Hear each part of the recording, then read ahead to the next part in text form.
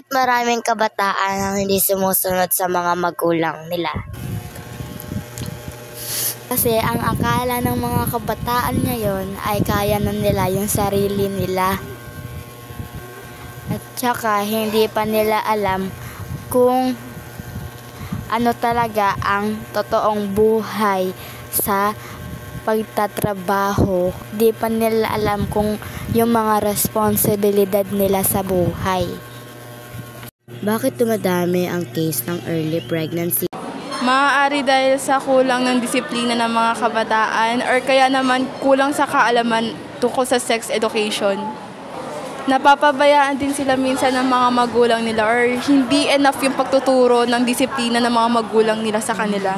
Dapat ba naaminin sa magulang na buntis sila at bakit?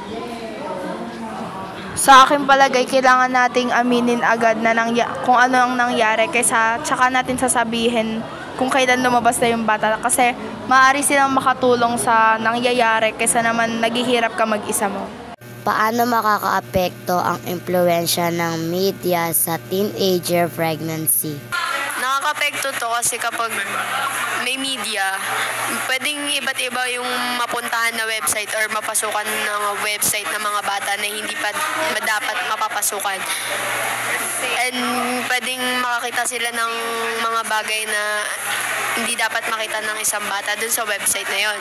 Ang pwedeng gawin is babantayan ng mga magulang na maigi yung mga bata or yung mga anak nila kung ano yung pinapasok nitong website or kung ano yung mga pinipindot nito sa media or sa social media. And pwede din ito makita sa mga posts or mga scandals like that. Okay.